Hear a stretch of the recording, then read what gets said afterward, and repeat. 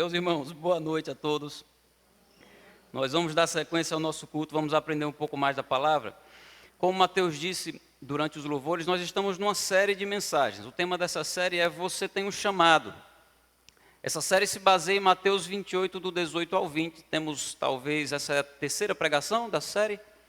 Terceira ou quarta, nós devemos ter mais algumas duas. Então, nós estamos tratando na série inteira só desse texto. Estamos esmiuçando um pouco melhor e tentando entender esse texto parte a parte. Mateus 28, do 18 ao 20. Se você não memorizou ainda, abra a sua Bíblia lá.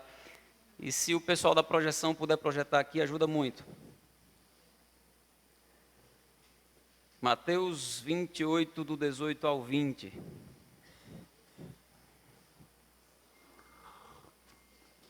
Eu tenho animado os irmãos a decorar esse texto. Primeiro porque ele faz parte dessa série, a gente tem repetido muitas vezes, é uma excelente oportunidade de você memorizar. E segundo porque ele fala muito sobre a missão da igreja, sobre esse chamado que nós temos, todos nós. Então ele é um texto muito importante, eu sei que muitos de vocês já têm de cor.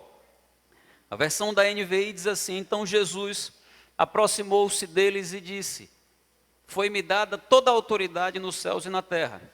Portanto vão e façam discípulos, batizando-os em nome do Pai, do Filho e do Espírito Santo, e ensinando-os a obedecer todas as coisas que eu lhes ordenei.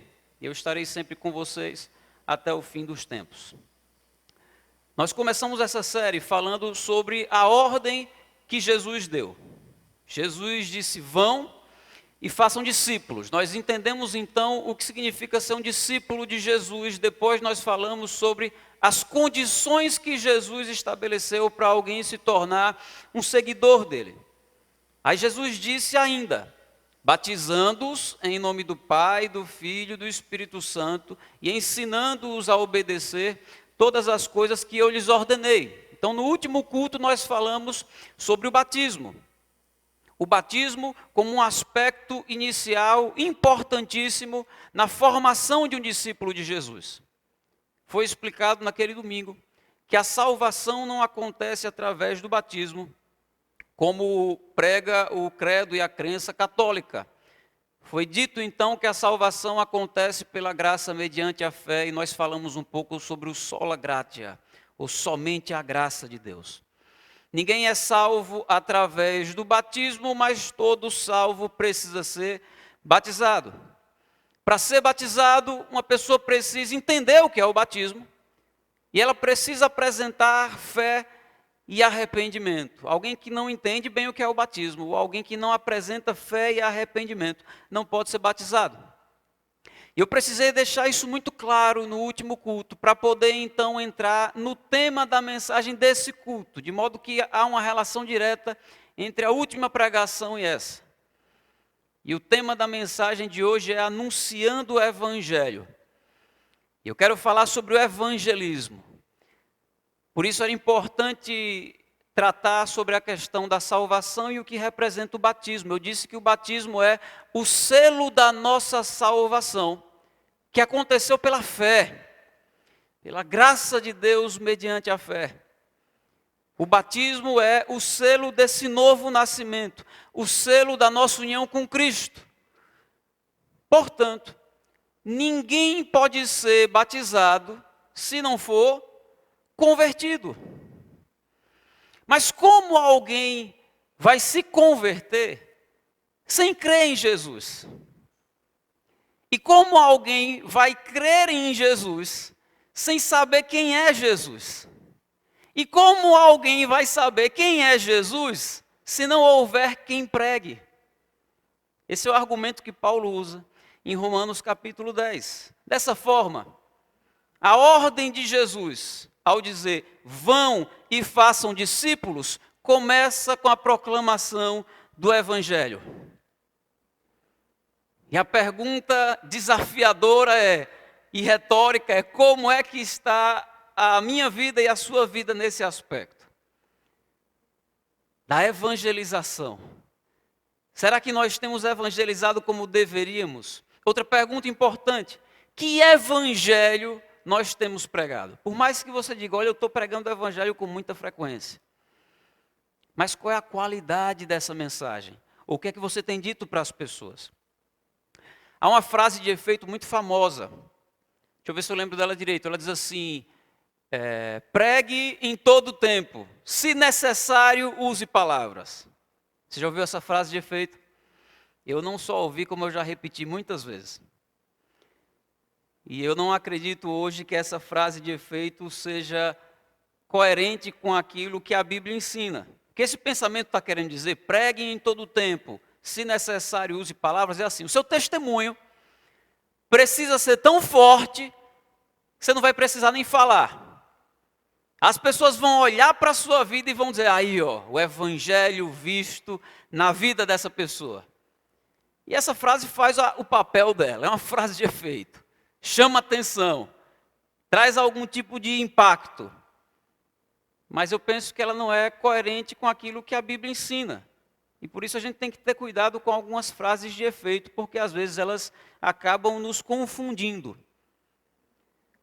E eu penso que essa frase não é coerente com a Bíblia a partir do modelo de Jesus. Tenha como referência Jesus.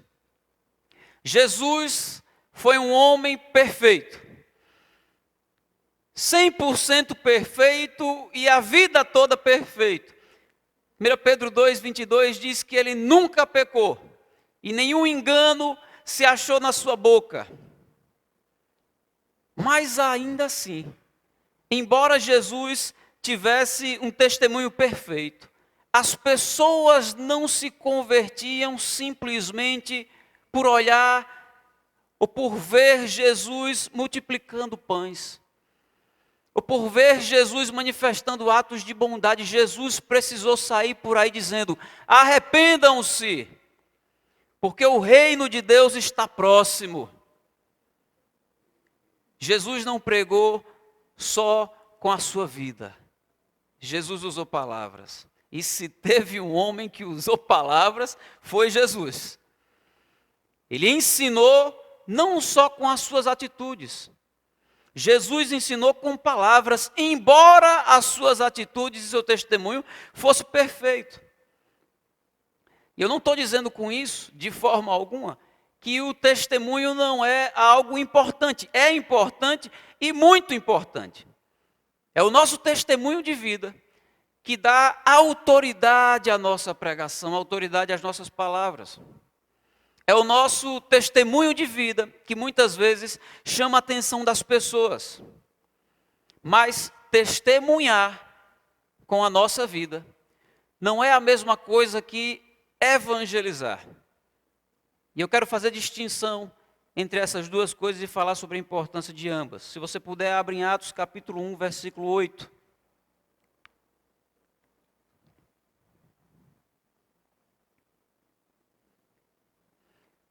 Atos capítulo 1, versículo 8. Esse texto é conhecido também.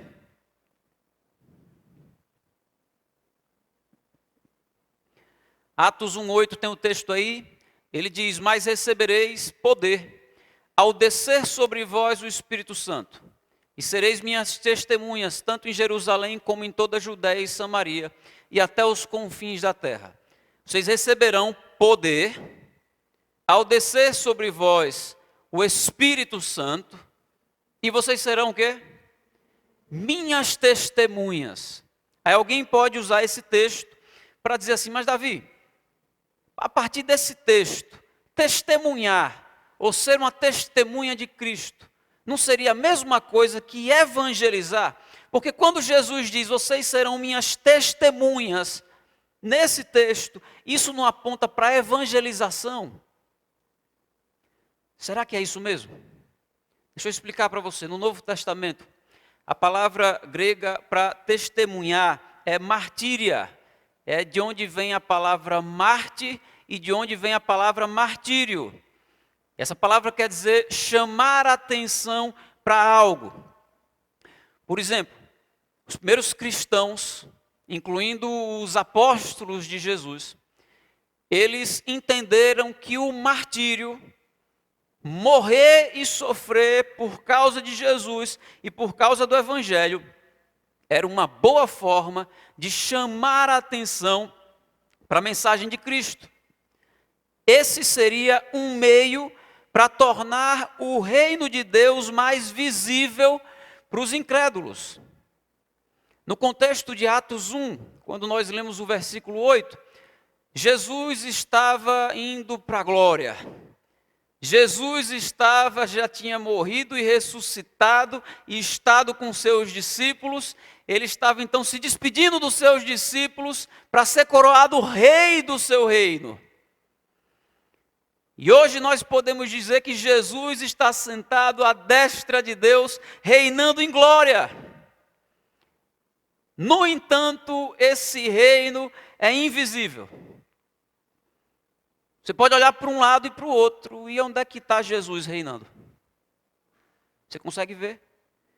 Ele está sentado num reino de glória, mas cadê o reino e cadê a glória? Você consegue ver? O reino de Deus é invisível. Eu não estou dizendo que é subjetivo, não é. É concreto, é objetivo, é real, mas é invisível. Nós não conseguimos enxergar o reino de Deus. Por isso Jesus deu uma tarefa para os seus discípulos.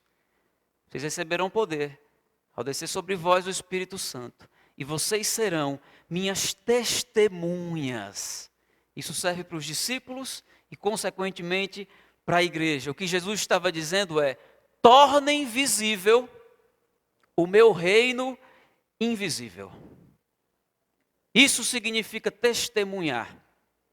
Em Atos capítulo 1. Você vai dizer, mas como é que eu faço isso? Como é que eu torno visível o reino invisível de Deus? Uma das formas de fazermos isso é através dos relacionamentos. Veja o que diz Jesus em João 13:35. João 13:35, Jesus diz assim: com isso, todos saberão que vocês são meus discípulos, se vocês se amarem uns aos outros. O que Jesus está dizendo aqui, isso vai ser uma marca na vida de vocês. Quando elas perceberem isso na vida de vocês, isso vai ser um testemunho de que vocês são meus seguidores. Meus irmãos, a nossa forma de relacionamento é algo que as pessoas podem ver. É algo que nos possibilita ser um testemunho de Cristo. A maneira como nós servimos as pessoas, a maneira como nós manifestamos compaixão pelas pessoas, a maneira como nós acolhemos os necessitados, acolhemos os desamparados, é algo que transforma a nossa espiritualidade invisível em algo concreto, que se transforma na vida de Jesus, manifesta na nossa vida, no reino de Deus visível para aqueles que não creem.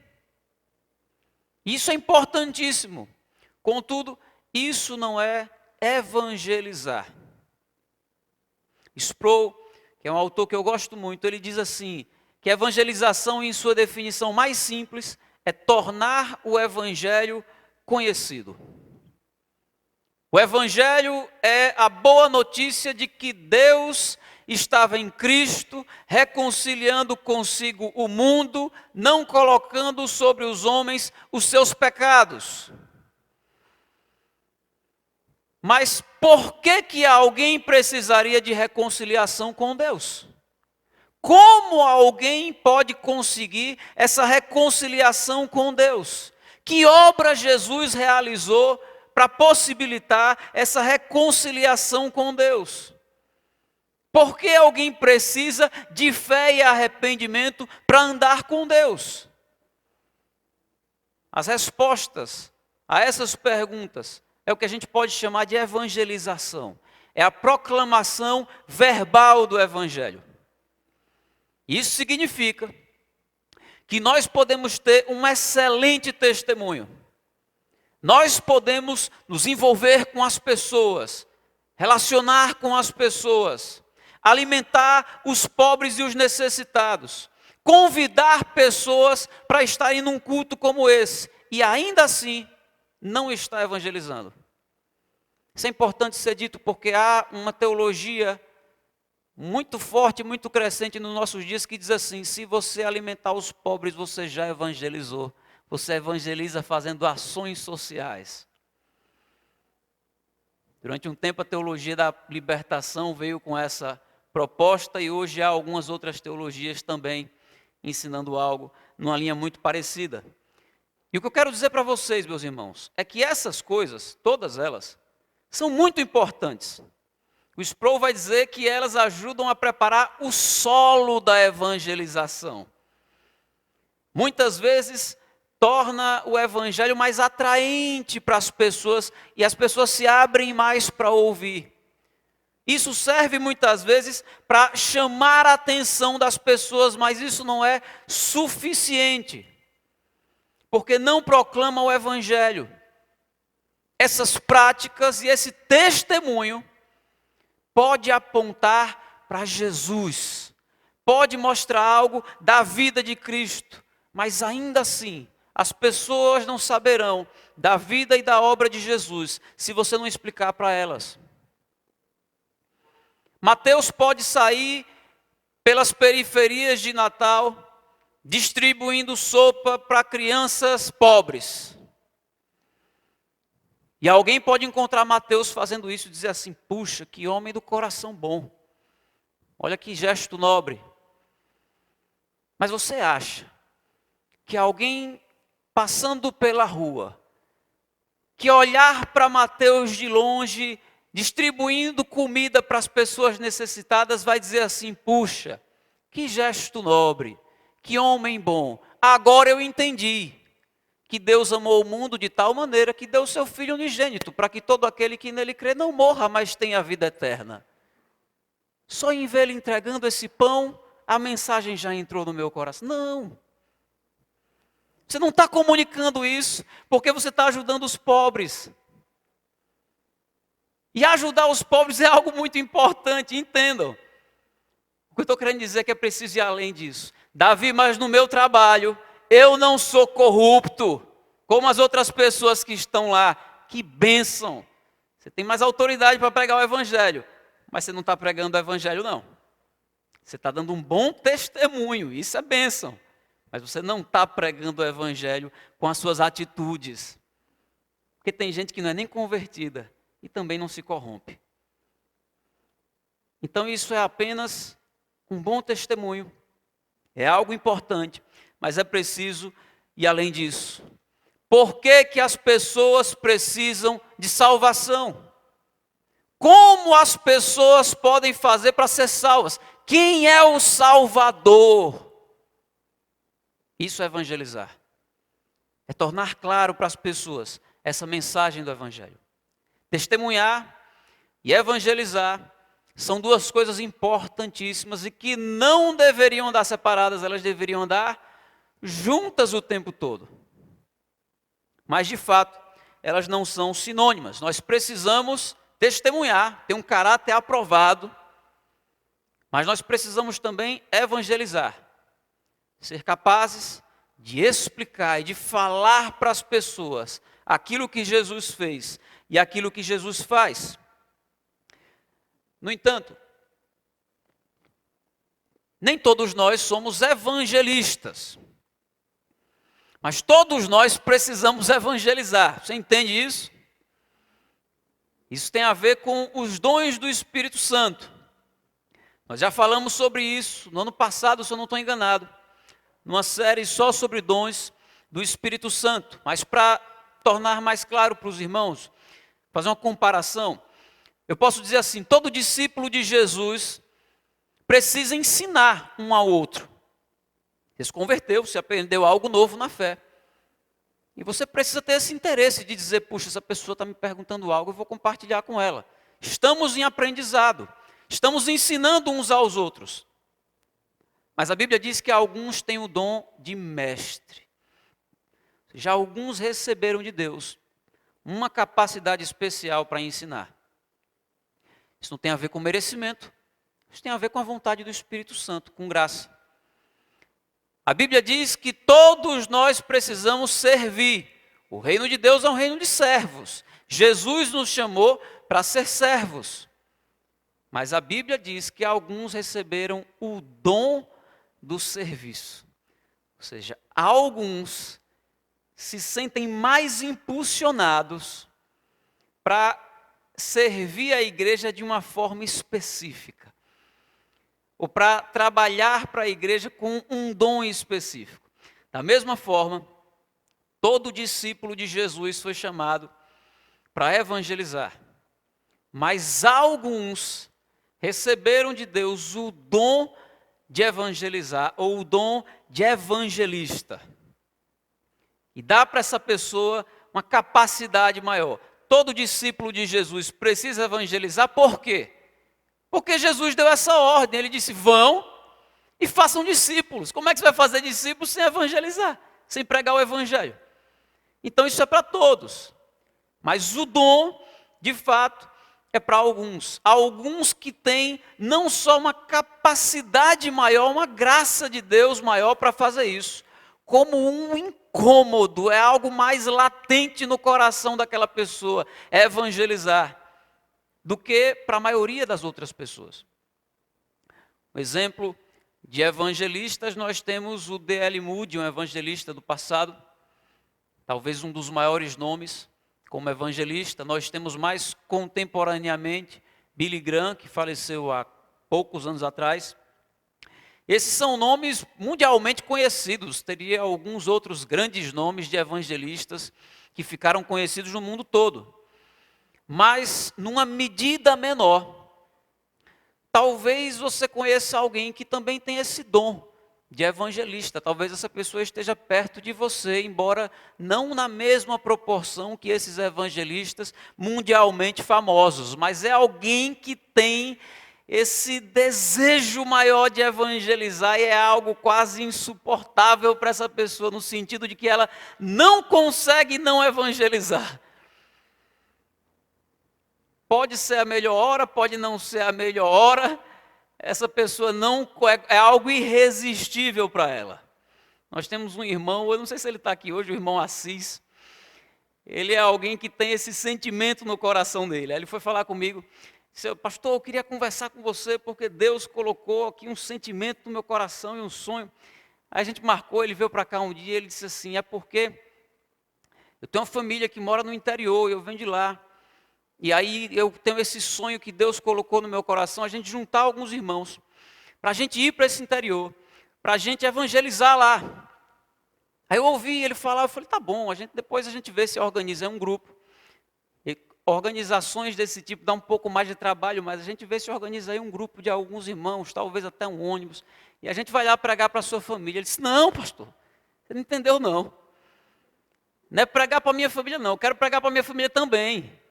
Mas o sonho que Deus colocou no meu coração é de ver a cidade toda convertida. Aí ele disse assim, mas não se assuste não, pastor, que a cidade é pequena. São só 15 mil habitantes. Aí ele disse, depois que a gente evangelizar todo mundo, aí a gente vai indo para as cidades vizinhas. Isso é cabeça de evangelista, irmãos. Isso é coração de evangelista. Enquanto algumas pessoas estão orando para o filho se converter, para o tio se converter, tem gente orando para cidades inteiras se converterem. Agora, todo mundo carrega isso dentro de si? Não. Isso é dom. Isso não é algo artificial, isso não tem a ver com apelo de culto. Isso não é fogo de palha.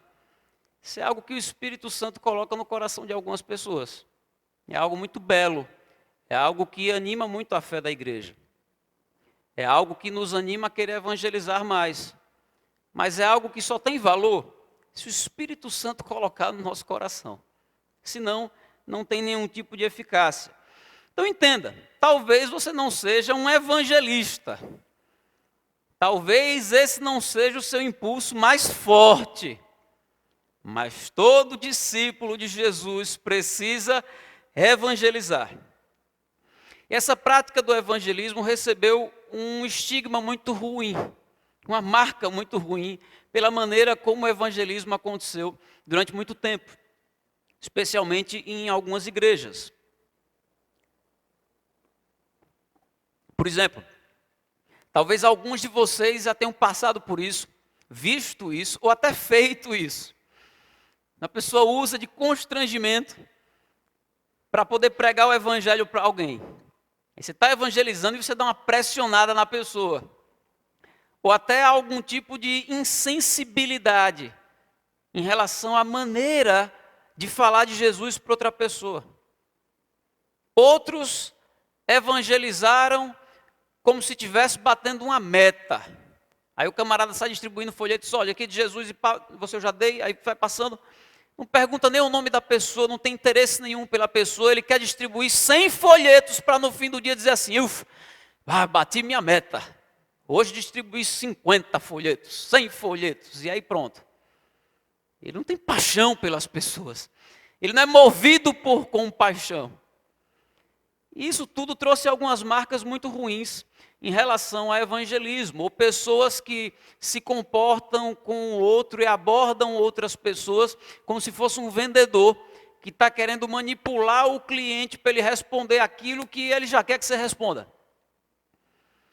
Para no final você virar um número e ele dizer assim, agora eu ganhei 3, meu galardão está crescendo.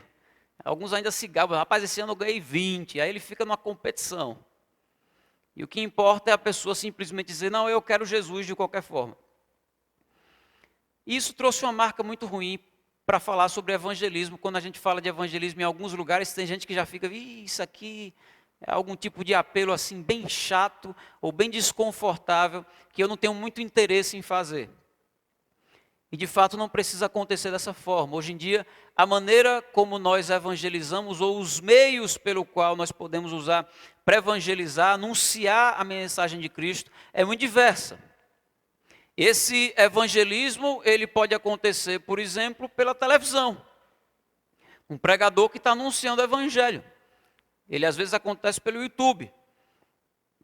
Tem muitos formatos de vídeos que são vídeos evangelísticos.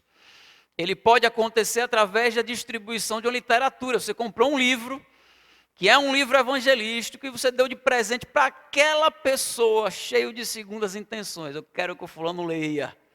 Às vezes porque você se converteu lendo aquele livro. Esse evangelismo pode acontecer através da distribuição de folhetos, a depender do folheto. E tem folheto que não diz nada. Tem folheto que fala alguma coisa sobre o inferno, né? Você está indo para o inferno. E a boa notícia qual é? Tem que ter boa notícia, irmão. Quem é Jesus? Como é que a gente faz para ser salvo? E aí eu conheço alguns irmãos que decidiram produzir o próprio folheto. Olha, eu vou fazer uma mensagem boa aqui, para que a pessoa possa ler e ser de fato evangelizada. Através disso daqui ela vai entender o evangelho. Então, distribuir folheto é evangelizar? Depende do conteúdo. Se o evangelho estiver presente ali, é. Se não, não é. Se a mensagem for rasa, for motivacional, isso não é evangelho. O evangelismo pode acontecer através de uma saída evangelística. Vamos juntar todo mundo sábado, 3 horas da tarde, vamos para Ponta Negra. E aí a gente vai sair e vai cantar, e vai distribuir folheto, e vai abordar algumas pessoas, e vai pregar o evangelho lá. Mas, meus irmãos, uma outra forma muito eficaz de evangelizar as pessoas é através dos nossos relacionamentos. O Instituto Haggai fez uma pesquisa internacional sobre como as pessoas se converteram. E eles chegaram a alguns dados interessantes.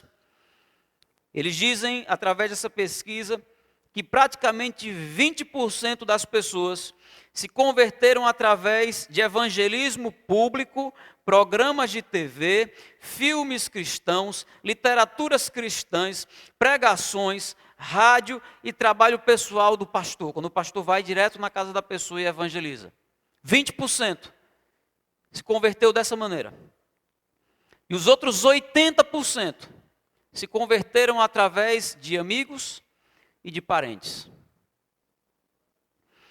A pesquisa descreve bem cada porcentagem de cada coisa. Eu tentei só agrupar para não perder tanto tempo. 20% através de meios diversos, que muitas vezes são alvo dos nossos maiores esforços evangelísticos. E os outros 80% se converteram através de parentes e de amigos. Gente que está do nosso lado. Gente que conhece o nosso testemunho de vida. E eu não estou dizendo com isso que esses 20%, essas outras maneiras de evangelizar, não são importantes, ou que devam ser ignorados em relação a essa vocação externa. Não, cada pessoa é importante, meus irmãos, e 20% é gente pra caramba.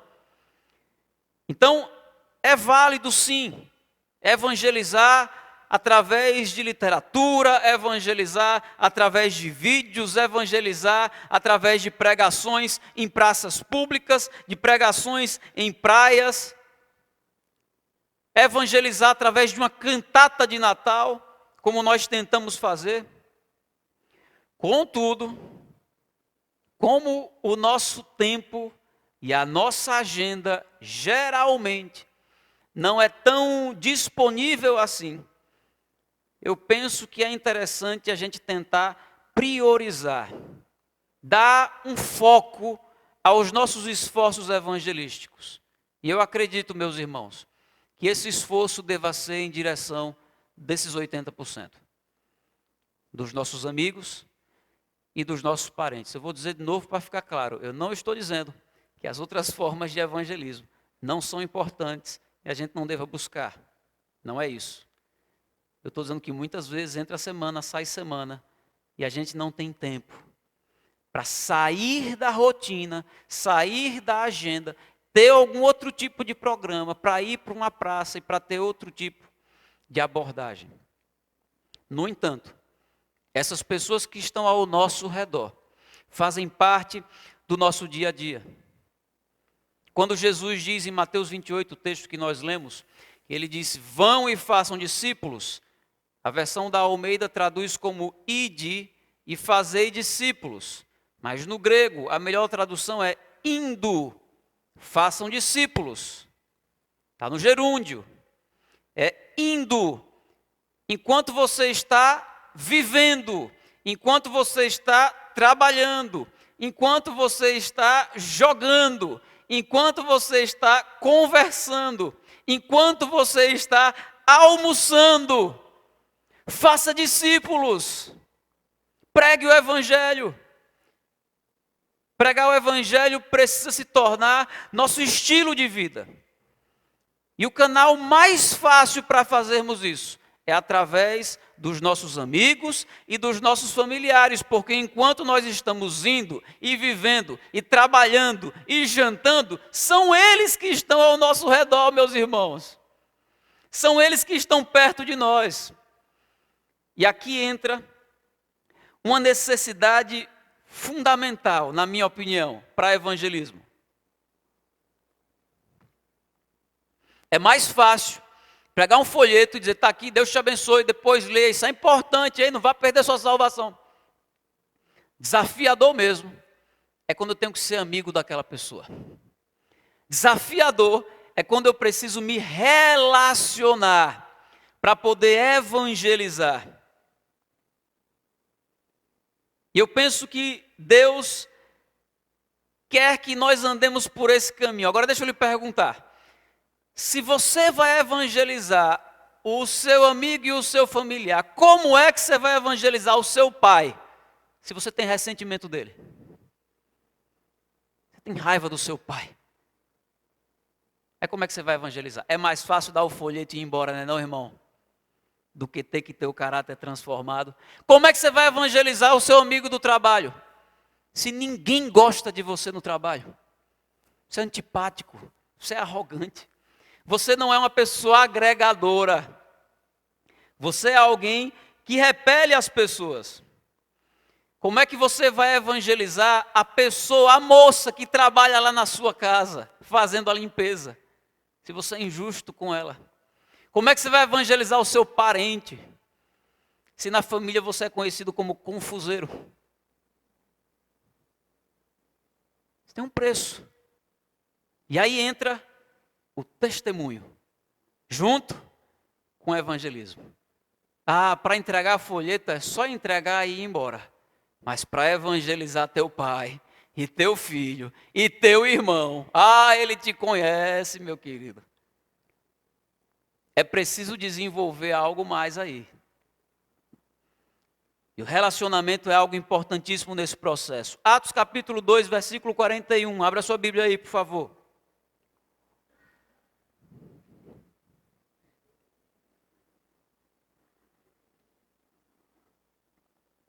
Atos capítulo 2, nós vamos ler do 41 ao 47.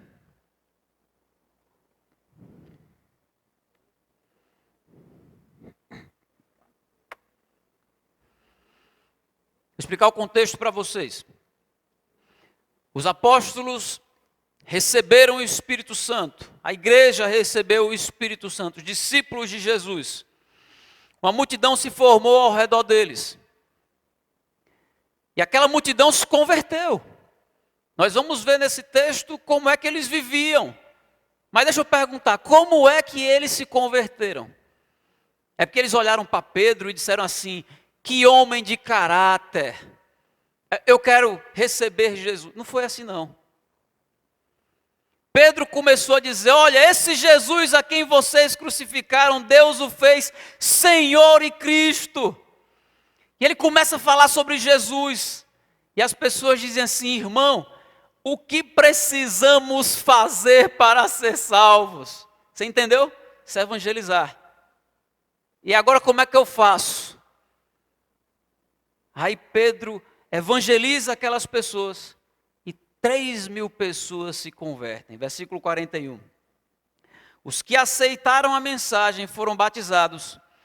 E naquele dia houve um acréscimo de cerca de 3.000 pessoas. A formação da igreja. E como é que eles viviam? Eles se dedicavam ao ensino dos apóstolos e à comunhão, ao partir do pão e às orações. Todos estavam cheios de temor e muitas maravilhas e sinais eram feitos pelos apóstolos. Todos os que criam mantinham-se unidos e tinham tudo em comum. Vendendo suas propriedades e bens, distribuíam a cada um conforme a sua necessidade.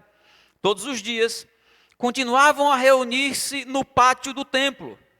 Partiam pão em suas casas e juntos participavam das refeições com alegria e sinceridade de coração, louvando a Deus e tendo a simpatia de todo o povo. E o Senhor lhes acrescentava todos os dias os que iam sendo salvos. Esse é um relato extraordinário. A gente olha e fica sonhando: quem dera a nossa igreja fosse assim. Será que um dia a gente vai conseguir viver dessa forma? Mas me chama a atenção, porque lá para o fim do texto diz que essa igreja contava com a simpatia de todo o povo. Você sabe o que isso significa, meus queridos? Havia relacionamento. Não dá para contar com a simpatia das pessoas sem relacionamento. E o texto vai dizer que eles se dedicavam ao ensino. Eles estavam cheios de temor. Eles mantinham-se unidos. E como consequência disso tudo, a igreja crescia. O Senhor dia a dia acrescentava os que iam sendo salvos. A quantidade aumentava. Por quê? Por causa da qualidade. Aí perceba algo importante. É possível sim uma igreja aumentar em quantidade sem qualidade. Isso é possível. Depende do que ela está prometendo. Se ela está dizendo assim: bota R$10 aqui que vai virar 100. Aí pode ser que aumente. Sem nenhuma qualidade espiritual. Se as pessoas vêm para os cultos porque dizem assim: ali eu recebo uma mensagem, ninguém fica pegando no meu pé. Mas eu recebo uma coisa que eu chego desanimado, eu saio empolgado e eu saio ali para ganhar a semana. É o coaching gospel. E aí é possível que a quantidade aumente, embora não haja qualidade. Mas o oposto não é possível. Não é possível haver qualidade sem multiplicação. A palavra é uma bênção. Os irmãos são uma bênção. Os relacionamentos são uma bênção. Eles perseveram na doutrina dos apóstolos, no partir do pão, de casa em cada alma há temor. Só aí está 50 pessoas. faz 10 anos. Isso não é possível. Não é possível pela primeira lógica disso. É que para haver qualidade, é preciso que os discípulos de Jesus façam discípulos. Se faz 10 anos e tem 50 pessoas, é que os discípulos não estão fazendo discípulos. E se os discípulos não estão fazendo discípulos, eles estão em desobediência. E se eles estão em desobediência, não tem qualidade. Mas se há qualidade, precisa haver quantidade. Eu estou falando de qualidade espiritual. Estou falando de pessoas comprometidas com Jesus e com o reino de Deus. Para nós atrairmos e alcançarmos pessoas, nós precisamos aprender a nos relacionar com elas, a nos relacionar com qualidade. Isso nos leva a mim e a Mateus a falar sobre esse assunto durante o ano todo. Nós vamos ter muitas ênfases em relacionamento. Nós não entendemos relacionamento como um fim em si mesmo. Tem que se relacionar porque o pessoal está carente. Aí assim, tem que ser amigo, vamos forçar aqui. Não. Relacionamento é um meio para alcançar o propósito. É um meio para o cumprimento da missão. A missão é: façam discípulos. E para fazer discípulos, é preciso haver relacionamento. E relacionamento com qualidade. E uma vez nos relacionando, nós precisamos não só testemunhar de Cristo, fazendo o reino de Deus invisível se tornar visível. Nós precisamos também evangelizar, falar, proclamar verbalmente das grandezas de Jesus e do que Ele fez por nós. E isso precisa nos levar a um temor muito grande, o temor de que evangelho está sendo proclamado. Se evangelho é essa proclamação verbal, o que é que as pessoas estão dizendo por aí e chamando de evangelho? Sabe aquele evangelismo do tipo assim: ah, fulano, dê uma chance para Jesus. Isso não faz discípulos de Jesus. Isso faz, no máximo, evangélicos mimados. A pessoa já entra na igreja olhando assim por cima do ombro. Eu estou aqui para dar uma chance. Vamos ver se eu vou gostar. Se não me agradar, eu vou embora. Jesus não é um mendigo. Jesus não mendiga discípulos. Jesus não mendiga o nosso amor. Você não dá uma chance para Jesus. É Jesus quem te dá uma chance. E é bom você não perder essa oportunidade. Pode ser a última. Você não sabe até onde vai. Essa mensagem que a gente precisa pregar. Não uma mensagem que banaliza o reino de Deus, que barateia o reino de Deus para ganhar mais adeptos. Como se a única coisa importante fosse encher uma congregação. Então a formação de um discípulo começa com a evangelização correta, com a proclamação de que Jesus é o Senhor e é o único e suficiente Salvador. A proclamação de que Jesus não é simplesmente o centro de todas as coisas, não é só isso. Ele é mais do que o centro. Ele é a base, o alicerce, o fundamento de todas as coisas. Nele tudo subsiste. Nele nós existimos, vivemos e nos movemos. Sem Ele nada do que foi feito se fez. Porque dele, por Ele, para Ele, são todas as coisas. O evangelho que precisa ser pregado é o evangelho da cruz. É o evangelho da palavra. É o evangelho que a Bíblia ensina. Essa pregação do evangelho pode acontecer de muitas formas.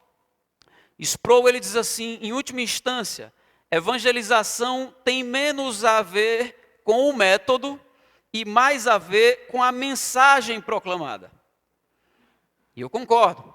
Eu não sou contra os métodos de evangelismo. Talvez você que já evangelizou muito, tenha aí alguns métodos seus. Eu nunca fui contra isso. Acho que isso pode ajudar muito. Mas eu tenho muita desconfiança de alguém que dá muita ênfase na estratégia de evangelismo e pouca ênfase no conteúdo dessa mensagem. E nessas minhas andanças missionárias por aí, eu já vi uns métodos mirabolantes para pregar o evangelho, para chamar a atenção das pessoas, muito legais, realmente mirabolantes, realmente criativos. E aí quando juntava aquele povo todo e alguém ia pregar a mensagem, eu dizia, vixi, muito caminhão para pouca areia, muito método para pouca mensagem. Em alguns casos eu nem entendi. Falei, rapaz, isso tudo aí foi, o que é que esse cara pregou? Foi legal, foi engraçado, mas no final não teve nada aí, de evangelho, de nada. Então, eu busco ter esse cuidado, eu não sou contra essas formas criativas. Eu só acho que às vezes o camarada presta muita atenção ou dá mais valor a essas formas de evangelizar do que de fato naquilo que está sendo dito. Para algumas pessoas, o grande desafio no evangelismo é justamente na mensagem. Porque talvez você esteja me ouvindo e dizendo, eu tenho muita vontade de evangelizar, mas eu sou tímido. Eu sou tímida. Ou talvez o seu grande entrave é porque você é novo convertido, você tem essa vontade, você se converteu há pouco tempo. Ou talvez a sua grande dificuldade é porque você não se sente seguro em relação ao que dizer. E esse medo de não saber o suficiente, muitas vezes acaba paralisando muitas pessoas que até querem evangelizar, mas o medo acaba impedindo. E o meu conselho para você é, diga o que você sabe. Eu não estou querendo dizer que você não deva aprender algo mais. Eu estou dizendo que enquanto você não aprendeu, diga o que você sabe. Foi isso que fez o homem de Gadara, de quem Jesus expulsou uma legião de demônios. Veja comigo Marcos capítulo 5, versículo 18.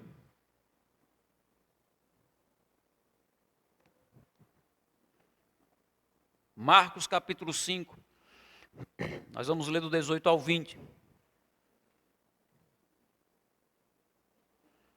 Diz assim, quando Jesus estava entrando no barco, o homem que estivera endemoniado suplicava-lhe que o deixasse ir com ele. Jesus não o permitiu, mas disse, vá para casa, para sua família e anuncie-lhes tudo quanto o Senhor fez por você e como teve misericórdia de você. Então aquele homem se foi e começou a anunciar em Decápolis tudo quanto Jesus tinha feito por ele. E todos ficavam admirados. Decápolis era um conjunto de 10 cidades, Deca, 10, polis, cidade em grego. Aquele homem saiu então pelas cidades anunciando a Cristo. Meus queridos, o que aquele homem anunciou? Porque ele não andou com Jesus. Ele até quis. Esse foi um daqueles casos que o camarada disse, eu quero ir com você. E Jesus disse, não, você fica. Em alguns casos Jesus diz, deixa tudo e vem. Em outros casos Jesus diz, você quer vir, mas fica. E Jesus era assim. Não tinha uma regra ou um padrão. Era o Senhor. E aí Jesus envia aquele homem, e aquele homem sai por 10 cidades anunciando a Cristo, ainda que ele não tivesse uma teologia formada a respeito de Jesus. Eu acredito que Jesus não só expulsou os demônios e foi embora.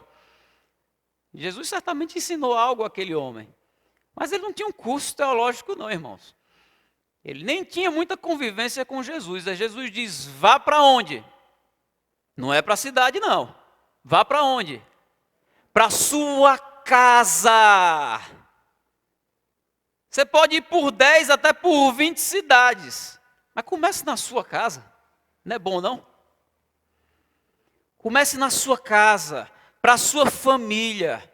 E diga para eles o que o Senhor fez por você. Essa era a única mensagem que aquele homem tinha. O que Deus fez na vida dele, meu irmão e minha irmã, talvez isso seja a única coisa que você saiba dizer. Então diga. É a única coisa que você sabe fazer? Então faça. Diga para as pessoas quem você era e como a sua vida mudou depois que você conheceu Jesus? Como é que você vivia quando você reinava na sua vida? E como a sua vida mudou depois que Jesus passou a reinar na sua vida? Para evangelizar, você não precisa saber defender a fé. Isso é para apologistas. Você pode aprender isso. Mas você não precisa disso para evangelizar. Para evangelizar, você não precisa, ao contrário do que muita gente pensa, ter respostas profundas da Bíblia. Você pode deixar isso para os teólogos. E se você quiser estudar um pouco de teologia, você pode ter respostas. Mas você não precisa disso para evangelizar. Para evangelizar, você não precisa ser bom de argumentação. Porque ninguém se converte por argumentação. As pessoas se convertem pelo toque do Espírito Santo. O Espírito Santo é aquele que convence o homem do pecado, da justiça e do juízo. É Ele quem faz a obra. O seu chamado para evangelizar. Na simplicidade que você tem e que você sabe fazer isso. Se alguém algum dia tentou transformar isso em algo muito complicado, esqueça esse ensino. Evangelizar é algo simples, importante, profundo, é uma ordem de Jesus, mas é algo simples. Não estou dizendo com isso que você deva fazer isso com negligência. Tipo assim, a única coisa que eu sei fazer é falar do que Deus fez na minha vida. Aí está convertido há 20 anos e essa ainda é a única coisa que você sabe fazer. É bom que você aprenda algo mais. É bom que você seja capaz, em algum momento, pela maturidade, pelo crescimento do ensino, de explicar para as pessoas coisas básicas. Quem é Jesus? Que você possa se esforçar para memorizar alguns versículos. Puxa, esse versículo aqui de João 3,16 é um versículo muito bom. Para eu explicar o evangelho para alguém. Deus amou o mundo de tal maneira que deu o seu único filho para morrer. Eu vou usar esse versículo para evangelizar pessoas. Aí você vai pegar alguns versículos e memorizar. Isso requer algum esforço. Isso é fazer evangelismo com dedicação. Mas o que eu estou querendo dizer para você é que ainda que você não seja capaz de fazer isso hoje, você já pode evangelizar hoje. Com aquilo que você sabe. E deve se esforçar para ser capaz de explicar isso para alguém de uma maneira mais sistemática. Uma ferramenta que pode te ajudar nisso. É a nossa apostila. Nós temos uma apostila pequenininha chamada Primeiros Passos. Se você não tem, você pode falar com o seu líder de grupo caseiro. Ele te manda em PDF, ela é gratuita. Se você quiser a versão impressa, você pode comprar, porque é impressa. E você tem com o pessoal da recepção. Mas você pode falar com o seu líder, ele manda para você. Essa apostila é pequenininha, fininha, resumida. E ela é pequenininha, fininha e resumida com um propósito. É para que você seja capaz de tomar aquelas informações simples e resumidas, poder ler e reler e ensinar para outras pessoas. Nessa apostila você tem um resumo da vida e da obra de Jesus. Jesus é Deus, Ele tornou-se homem, Ele viveu sem pecado, Ele teve uma vida de poder, Ele morreu por nós, mas Ele ressuscitou, Ele foi exaltado e Ele voltará. Está lá. Talvez você não tenha lido, mas está lá. Precisa fazer algum esforço. Cada um desses pontos tem um versículo. Aí você pode memorizar. Nessa apostila fala sobre o que é o Evangelho, o que é ser um discípulo de Jesus, o que é a salvação em Cristo. Está lá, de maneira simples e de maneira resumida. Você pode ler e reler e tentar explicar para alguém. E depois de um tempo, você vai fazer isso assim como quem respira. Você já fez tantas vezes que isso se torna algo muito simples. Ainda que você seja bastante tímido. Acredite nisso. Além disso, para ajudar vocês, eu quero, durante a semana, nos grupos caseiros, eu vou estar enviando para os líderes e vocês vão receber alguns métodos, talvez uns 3 são normalmente os que eu uso, de maneira variada, que pode te ajudar nisso. Por exemplo, tem um método que é uma sequência de versículos, que quando você vai seguindo na sequência, e dando uma mínima explicação, você mostrou o evangelho todo para aquela pessoa. Ou um outro método com 3 pontos, que através desses 3 pontos, você consegue de maneira sistemática, simples, apresentar o evangelho para alguém, com início, meio e fim, sem a pessoa ficar tão confusa. Vocês vão receber isso nos grupos caseiros. Aí você tem que ter o esforço mínimo de pegar isso e ler, e dizer, eu acho que eu vou usar esse método aqui, eu acho que é o método que vai ser mais fácil para mim. Aí você vai ler e reler, talvez memorizar ali 3 ou 4 ou 5 versículos. Isso vai te ajudar a evangelizar. Mas tem que ter um esforço, irmãos. Senão você vai passar 20 anos só compartilhando daquilo que Jesus fez por você, quando você pode ir além disso. Eu disse no texto de Mateus 28 que tem 2 grandes aspectos da formação de um discípulo de Jesus. Um deles é o batismo. E o batismo vem com a conversão, e a conversão vem com a proclamação do evangelho. O segundo aspecto na formação de um discípulo de Jesus é o ensino. Jesus diz, batizando-os e ensinando-os a obedecer todas as coisas que eu ordenei. Esse ensino, ser ensinado a obedecer tudo que Jesus ensinou, esse processo, nós chamamos de discipulado. É sobre isso que nós vamos falar na semana que vem. Discipulado, forma e essência.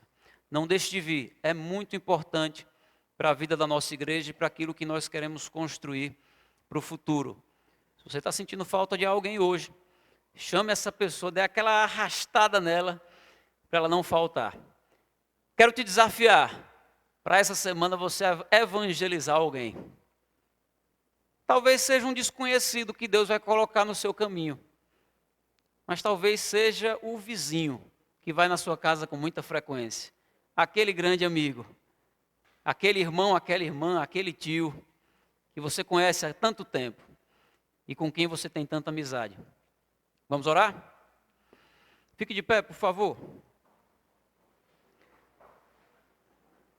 Senhor, obrigado, Pai, porque a Tua palavra traz direções claras para a nossa vida, sobre a Tua vontade, sobre as Tuas ordens, sobre o nosso propósito e a nossa missão como discípulos de Jesus e como igreja.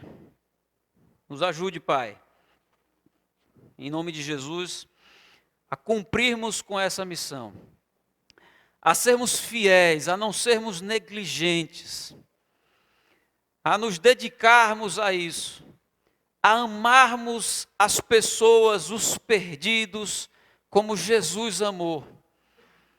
Como Jesus que olhou para aquela multidão e se compadeceu, porque eles eram como ovelhas sem pastor. Coloque esse sentimento em nós, Pai.